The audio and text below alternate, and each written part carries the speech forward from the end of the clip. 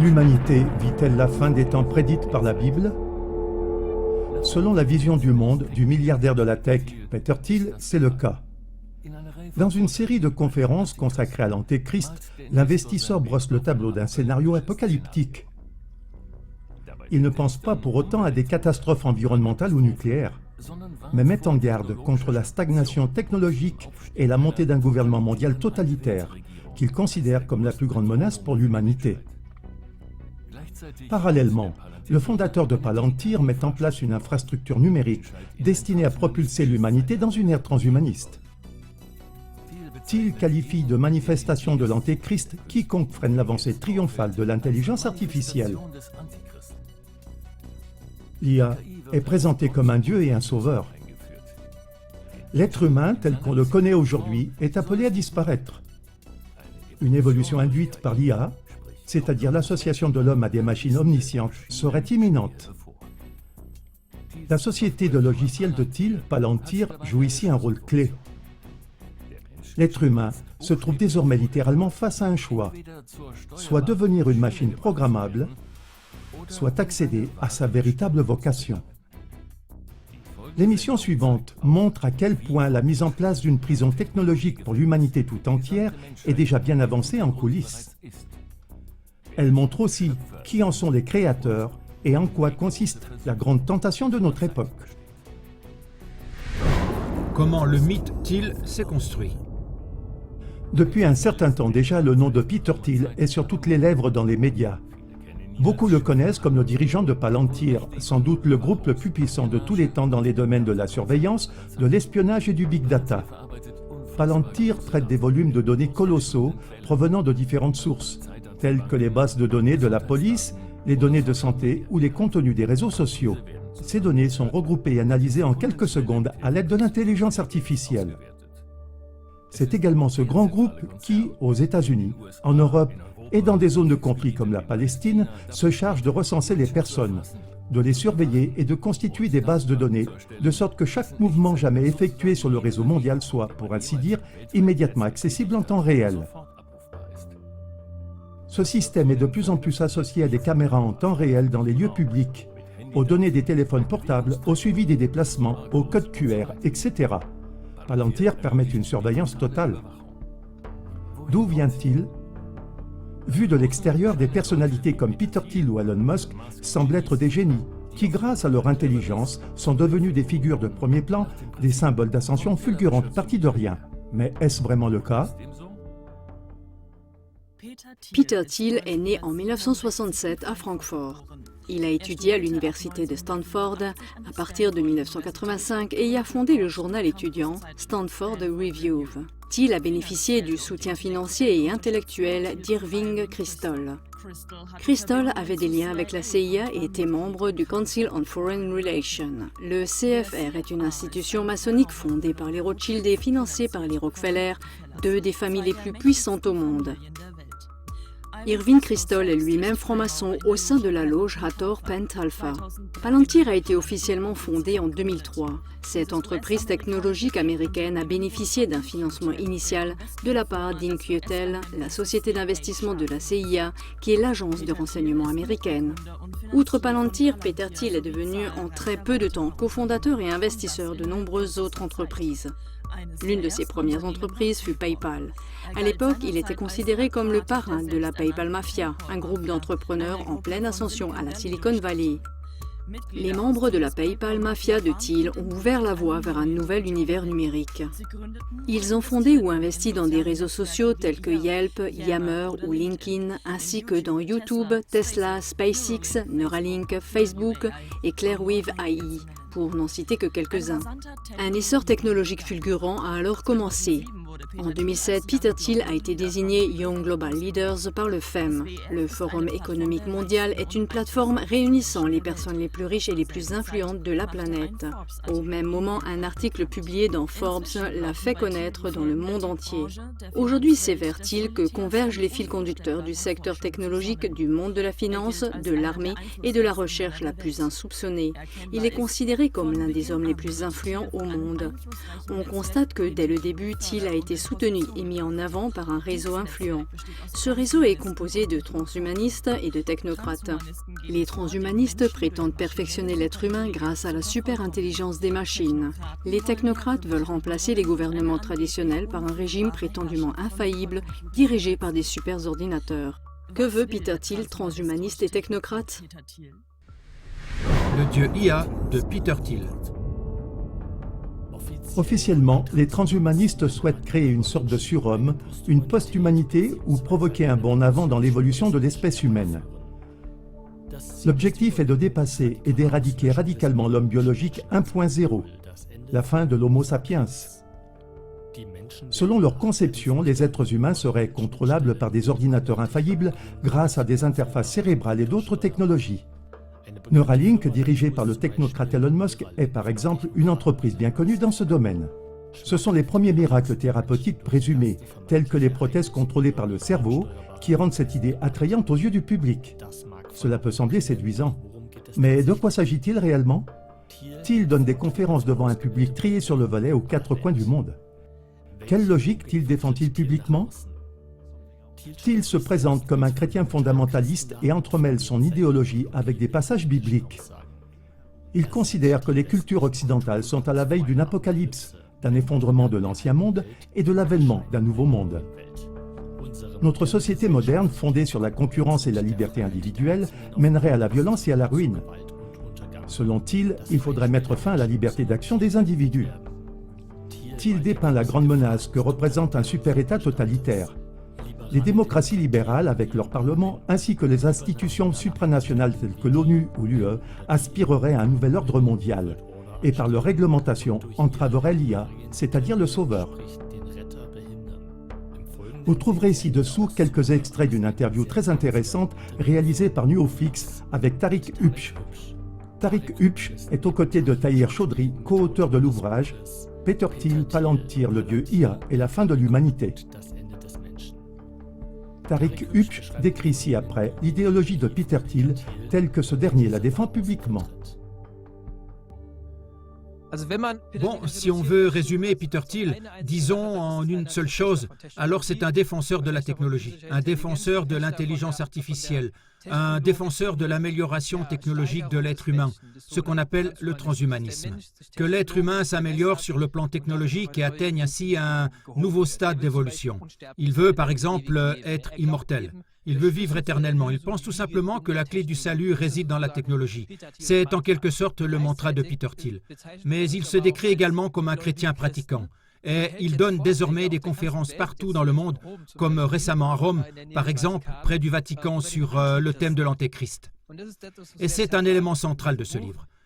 Et je ne souhaite pas m'attarder ici sur cette histoire d'Antéchrist de Peter Thiel, mais plutôt m'interroger sur le fait que dans ce livre lui-même, dont le sous-titre est d'ailleurs « Le dieu IA » par exemple, il apparaît clairement que la technologie et l'intelligence artificielle ne sont pas simplement des éléments dits laïques, au sens où ils seraient purement profanes, mais nous entretenons également un tel lien avec ces systèmes parce qu'ils sont extrêmement imprégnés de religion. Ils sont chargés de sens religieux. Et on pourrait en parler pendant des heures, à savoir de quelle manière, de façon tout à fait délibérée selon moi, cette IA est en quelque sorte présentée comme une sorte de figure religieuse salvatrice ou comme une sorte de Dieu à venir. Il affirme en effet, et c'est là son interprétation, que quiconque freine l'avancée triomphale de l'intelligence artificielle est une manifestation de l'Antéchrist. Et quiconque souhaite freiner le progrès technologique ne fait en réalité que nuire, et c'est lui qui réclame des règles mondiales. Et il ajoute ensuite que le plus grand danger réside dans le fait que nous nous dirigeons vers ce qu'on appelle le nouvel ordre mondial. Et bien sûr, sous nos latitudes dans les médias alternatifs, on se demande « Mais qu'est-ce qui se passe ?» Peter Thiel met en garde contre le nouvel ordre mondial, contre un super-État mondial totalitaire et affirme que quiconque souhaite freiner l'IA cherche en réalité à créer ce super-État mondial totalitaire. Et puis il se demande, comment puis-je relier tout cela? Comment puis-je comprendre cela? Il fait l'objet de critiques extrêmement virulentes, car on comprend bien sûr que d'un côté, il met en garde contre ce super-État totalitaire, mais que de l'autre, il dispose avec Palantir de la technologie qui permettrait justement la création de ce super-État totalitaire. C'est un peu comme le serpent qui se mord la queue. Et pour résumer ça en une seule expression, l'Antéchrist est dans toutes les religions. Avant tout, celui qui trompe les hommes. C'est un trompeur. Et ce rôle, celui de la personne qui égare les gens, qui les dupe et les mène en bateau, est bien entendu celui que joue Peter Thiel. D'un côté, mettre en garde contre cela, mais de l'autre, être celui qui le met en place. C'est en soi une manifestation de l'Antéchrist. Et ce que je trouve extrêmement passionnant, par exemple, c'est cette idée du transhumanisme, selon laquelle l'être humain s'unit pour ainsi dire à la technologie. Prenons l'exemple de l'intelligence artificielle, et qu'ils se font ainsi dans une sorte d'organisme collectif où tous sont interconnectés et parviennent à nouveau à une forme de conscience, ce qui donne alors ce qu'on appelle une conscience collective, une sorte d'esprit de ruche. Les Borgs dans Star Trek sont un peu comme ça. Et ils nous font croire, ou du moins, c'est ce qu'ils nous présentent, qu'il sera effectivement possible pour l'être humain de connecter sa conscience à cette IA, à ce système, et que tous les êtres humains à travers le monde seront alors connectés. Et une fois que cela se sera produit, il en résultera une sorte de super-intelligence, une singularité. Et nous aurons atteint un état de conscience, une conscience collective, qui sera si incroyablement intelligente qu'elle pourra, par exemple, modifier la matière elle-même. Ainsi, pour les plus fervents défenseurs de l'IA, comme Ray Kurzweil, par exemple, l'IA permettra, selon eux, de repousser la mort, de vaincre la mort, d'éradiquer les maladies, d'apporter une abondance infinie, de réconcilier les hommes entre eux et d'instaurer la paix. Jusqu'à ce genre de fusion entre l'homme et cette IA et l'atteinte d'une singularité où l'homme serait, pour ainsi dire, connecté à tout, à l'univers tout entier, et où il régnerait ensuite sur tout. Mais cela a bien sûr pour conséquence que l'être humain en tant qu'individu n'existe plus, parce que nous formons un esprit de ruche. Nous formons une conscience collective. Une conscience collective pourrait peut-être communiquer par la pensée, d'une manière ou d'une autre. Et je ne parle pas là de n'importe qui, mais bien des penseurs les plus influents de la Silicon Valley. Et quand on sait à quel point la Silicon Valley est importante en soi, on peut imaginer à quel point ces personnes sont elles aussi d'une importance capitale. Voilà pour les extraits de l'interview de Tarek Upsh. Ray Kurzweil, pionnier du transhumanisme et directeur de l'ingénierie chez Google, déclare: à partir des années 2040, nous devrions avoir la possibilité de sauvegarder entièrement l'esprit sous forme numérique et de le télécharger sur le cloud. Pour Kurzweil, l'identité n'est qu'un modèle d'information et n'est pas liée à la matière. Cela permettrait de vivre indéfiniment grâce à des sauvegardes numériques. Yuval Noah Harari, autre représentant du transhumanisme, l'a formulé ainsi: cette fusion doit être comprise comme une coévolution au cours de laquelle nous réécrivons notre propre logiciel et nous transformons, passant d'être purement biologiques à des êtres immortels, augmentés par la technologie et dotés de capacités quasi divines. On atteindrait un état divin. L'homme nouveau serait omniscient, tout-puissant et éternel. Thiel ne se lasse pas de prêcher ses idées devant des étudiants, des ecclésiastiques, dans des émissions débats, etc. Tout chrétien qui lit la Bible se rend compte que Thiel déforme les promesses bibliques du Dieu créateur, dont l'accomplissement est en effet annoncé pour notre époque. CLA TV révèle que Peter Thiel fait exactement le contraire de ce qu'il promet.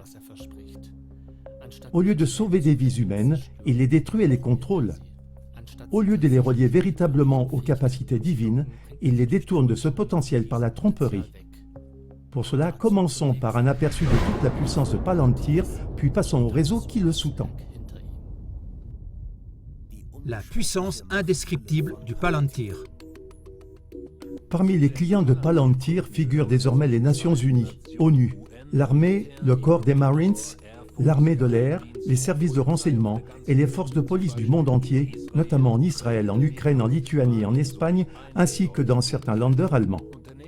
Font également partie de la clientèle de Palantir des entreprises telles que la banque d'investissement Morgan Stanley, le groupe pharmaceutique Merck, le groupe aérospatial et d'armement Airbus, les constructeurs automobiles Fiat Chrysler Automobile et Ferrari, ainsi que bien d'autres encore. De nombreuses agences de sécurité américaines, telles que le Bureau fédéral d'enquête, FBI, l'Agence nationale de sécurité, NSA, le département de la sécurité intérieure, DHS, ainsi que les Centres pour le contrôle et la prévention des maladies, CDC, et l'administration fiscale américaine, IRS, collaborent avec Palantir. Palantir s'est désormais infiltré dans les structures les plus importantes et s'est hissé au sommet dans les domaines suivants: le gouvernement, la finance et l'armée. Premièrement, infiltration des gouvernements. Thiel a soutenu le président Donald Trump dès avant son premier mandat en 2016 lors de la campagne électorale ainsi que lors de sa campagne de réélection en 2024. Immédiatement après sa réélection à la présidence des États-Unis en janvier 2025, Trump a annoncé un projet d'IA d'un montant de 500 milliards de dollars baptisé Stargate. Auparavant, il avait abrogé par décret une série de mesures de sécurité relatives au développement de l'intelligence artificielle. Stargate désigne un développement soutenu par l'État d'infrastructures d'IA à grande échelle. Centres de données et production de puces, accès groupé aux données, applications biologiques, IA à usage civil et militaire, etc. Au cours des 2 mandats de Trump, le gouvernement a été infiltré par des proches de Peter Thiel. Alors que les technocrates de Thiel infiltrent les gouvernements, ils poursuivent sans relâche un seul et même objectif, l'instauration d'une technocratie, une forme de gouvernement ou plutôt une dictature dans laquelle la technologie, les algorithmes et l'IA sont censés contrôler totalement les êtres humains. Un projet pilote unique donne un aperçu de l'orientation envisagée, le projet Prospera. Cette zone de développement spécial est située sur l'île de Roatán au Honduras en Amérique centrale. Ce projet est géré par une entreprise privée américaine. Les bailleurs de fonds de ce projet sont Peter Thiel, Sam Altman d'OpenAI et Mark Andreessen. On y expérimente une forme d'État technocratique entièrement nouvelle, exempte de toute réglementation étatique et de toute influence de la part des habitants. Loin de toute contrainte et de toute restriction en matière de sécurité, la science-fiction prend corps dans ce lieu. Les recherches portent sur des thèmes majeurs tels que la manipulation génétique ou l'interface homme-machine. Les mots-clés sont recherche sur les cellules souches, cyborg autonomes et biotechnologie visant à faire de la mort une option. Deuxièmement, finance. L'IA, un véritable aspirateur impitoyable de fortune. L'IA s'impose également dans le secteur financier. Là encore, Palantir est de la partie avec Palantir Foundry. Ce logiciel est utilisé par les fonds spéculatifs, les banques et les prestataires de services financiers. Dans ce domaine, l'IA s'avère désormais être un aspirateur à fortune sans pareil. BlackRock, l'un des plus grands gestionnaires d'actifs au monde et actionnaire principal de Palantir, se distingue tout particulièrement dans ce contexte. Comment l'IA est-elle utilisée dans le système financier et quel est le lien avec BlackRock? L'expert financier Ernst Wolf explique ce que signifie le fait que le système d'analyse des données financières Aladdin de BlackRock ait été connecté à l'IA. Cela signifie en substance qu'aucun courtier ou opérateur boursier humain normal ne peut plus rivaliser avec BlackRock. Donc toutes ces informations qui sont transmises en quelques nanosecondes, aucun cerveau humain n'est capable de les suivre. Et nous avons justement pu constater la semaine dernière à quel point BlackRock en tire parti. La semaine dernière, la 3e plus grande banque des États-Unis, à savoir Citibank, a confié l'ensemble de ses activités de gestion d'actifs à BlackRock. Cela représente 80 milliards de dollars. Et on remet tout simplement ça à BlackRock, parce que BlackRock a justement une meilleure vue d'ensemble de tous les flux financiers mondiaux que n'importe qui d'autre. Troisièmement, armée, centre de commandement Palantir. Palantir est un véritable pionnier dans le domaine de la guerre assistée par l'IA. Palantir équipe les systèmes d'armement avec l'IA. Le véhicule de combat Titan, par exemple, est capable d'analyser des flux de données en temps réel et de prendre des décisions, c'est-à-dire de tuer sans aucune émotion. Le système intelligent Maven analyse les images prises par des drones et, sur cette base, identifie en quelques minutes des cibles d'attaque à l'aide d'une analyse algorithmique. 2 théâtres d'opérations militaires, ou plutôt 2 terrains d'essai, démontrent que l'IA et ses créateurs ne font pas dans la dentelle, Gaza et l'Ukraine. À Gaza, l'armée israélienne utilise l'intelligence artificielle, IA, de Palantir, qui sélectionne des cibles dans la bande de Gaza et prend ainsi des décisions de vie ou de mort. Pour ce faire, le logiciel développé par l'entreprise de Thiel analyse l'ensemble des emails, des conversations téléphoniques, des messages instantanés, des déplacements et des publications sur les réseaux sociaux de la population palestinienne. Les ondes radio, les communications radio, les images satellites et les vols de drones font également l'objet d'une analyse. À des fins publicitaires, on vante une précision chirurgicale dans la conduite de la guerre, c'est-à-dire moins de morts parmi la population civile. Les chiffres bruts racontent toutefois une autre histoire. Selon l'ancien chef de l'armée israélienne, Herzl Halevi, plus de 200 000 personnes ont été blessées ou tuées dans la bande de Gaza jusqu'en septembre 2025. Selon le Berliner Zeitung du 22 août 2025, 83% des personnes tuées sont des victimes civiles, dont un tiers de femmes et un tiers d'enfants. Donc l'affirmation selon laquelle la guerre serait menée de manière chirurgicale n'est qu'un mythe. En Ukraine, une guerre fait rage depuis février 2022 au plus tard, faisant plus d'1 million de victimes. Pourquoi tous ces hommes meurent-ils sans parler des civils? Dès le départ, Starlink est utilisé comme système de communication par le technocrate Elon Musk. Si je le désactivais, leur front entier s'effondrerait, a écrit Musk sur sa plateforme X. Starlink constituerait l'épine dorsale des forces armées ukrainiennes. Les satellites fournissent les données que Palantir, la société de Thiel, analyse en quelques minutes. Le délai entre l'identification des cibles à abattre et l'exécution de la mission est de 2 ou 3 minutes. Les satellites Starlink participent directement aux essais et à l'utilisation d'armes de nouvelle génération dans le cadre de la nouvelle course à l'armement mondial, comme on peut le constater en Ukraine. La guerre, un terrain d'essai pour l'industrie de l'armement? Sans aucun doute. Alex Karp, PDG de Palantir, constate que la puissance des systèmes de guerre algorithmiques sophistiqués est désormais telle qu'elle équivaut à l'utilisation d'armes nucléaires tactiques contre un adversaire ne disposant que d'armes conventionnelles. Bilan intermédiaire. Le mouvement technocratique incarné par Peter Thiel et Palantir est synonyme de surveillance totale, de privatisation des droits individuels, de mort, de souffrance, de paupérisation, d'abolition de la personnalité individuelle et d'une prison numérique. Vous connaissez cet animal? Ça ressemble à un canard, ça se dandine comme un canard et ça caquette comme un canard. Qu'est-ce que c'est? Exactement, un canard. Il convient d'évaluer de la même manière les promesses de salut de Thiel concernant la vie éternelle, la guérison et la perfection de l'être humain, grâce à une IA prétendument guidée par les valeurs chrétiennes. Quiconque prétend que le canard est un signe se trompe et trompe les autres. Qui a intérêt à tromper les gens de manière aussi flagrante et pourquoi? Le réseau maçonnique derrière Peter Thiel. Une chose est sûre, tous ces acteurs du secteur des technologies mis en avant par les médias et devenus riches font partie d'un réseau qui opère en coulisses. Jetons un petit coup d'œil dans les coulisses et sur les réseaux qui se cachent derrière le personnage de Thiel. Lien entre les francs-maçons et le groupe Bilderberg. Thiel et Alex Karp, cofondateurs de Palantir, sont tous deux membres du comité directeur du groupe Bilderberg. Thiel a participé à toutes les conférences du groupe Bilderberg entre 2007 et 2025. Des représentants de Palantir étaient également présents en 2026. Selon les révélations de l'interprète du prince Bernhard des Pays-Bas, fondateur du groupe Bilderberg, la conférence annuelle du groupe Bilderberg rassemble les plus éminents francs-maçons du monde issus des milieux politiques, financiers et industriels afin de prendre des décisions politiques et financières de grande envergure.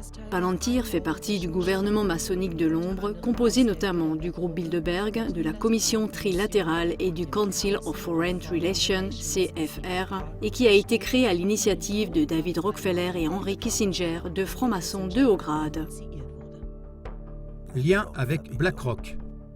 Peter Thiel est marié à Matt Danzeisen. Ce dernier a notamment occupé le poste de vice-président chez BlackRock. Les principaux investisseurs institutionnels de Palantir sont les géants de la gestion d'actifs BlackRock et Vanguard. Larry Fink est président du conseil d'administration de BlackRock. Il est également membre du conseil d'administration du Forum économique mondial et fait partie de plusieurs loges maçonniques. La loge Compass Star Rose, Rosa Stella Ventorum, la loge Hathor Pentalpha et la loge Amun. La société d'investissement The Vanguard Group a quant à elle été fondée en 1975 par John Bogle. Lui aussi était un franc-maçon de haut grade et membre de la super loge Hathor Pentalpha.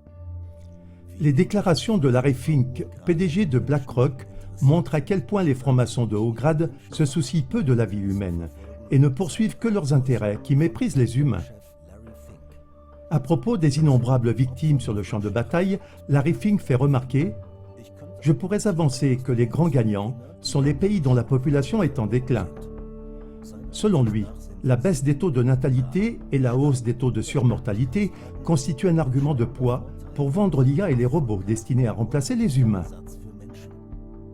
Les problèmes sociaux qui surgiront lorsqu'on remplacera des personnes par des machines seront bien moins graves dans les pays où la population est en baisse. L'auteur Ayn Rand est une figure idéologique de référence pour les grands noms de la Silicon Valley ainsi que pour Peter Thiel. Elle prônait l'égoïsme radical. Ses livres ont inspiré Trump, Musk, Thiel et d'autres personnalités partageant cette vision élitiste. Anton LaVey, auteur de la Bible satanique, explique que sa religion n'est autre que la philosophie d'Ayn Rand à laquelle ont été rajoutés des cérémonies et des rituels, et que le satanisme a bien plus en commun avec ses idées qu'avec n'importe quelle autre religion ou philosophie. Ayn Rand, figure emblématique des technocrates, entretenait des liens étroits avec Alan Greenspan, qui figure parmi les membres de 5 superloges maçonniques. On entrevoit ici un lien entre un réseau maçonnique et le satanisme. Lors de la 22e AZK, Ivo Sazek a démontré de manière très approfondie, dans son exposé intitulé « Doctrine secrète des francs-maçons de haut grade, Satan et Dieu », à quel point la franc-maçonnerie de haut grade est ancrée dans le satanisme. Écoutez un extrait à ce sujet.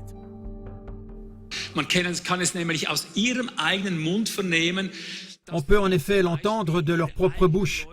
Ils induisent en erreur consciemment leurs propres fidèles, qu'ils mentent consciemment et leur cachent qu'ils se sont liés à Satan.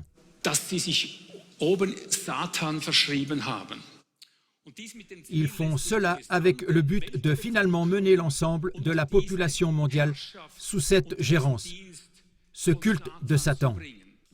Et maintenant, vous voyez un franc-maçon de plus haut grade, un sataniste au travail, quand il s'agit de guerre et de sacrifices humains, de sacrifices d'enfants, etc.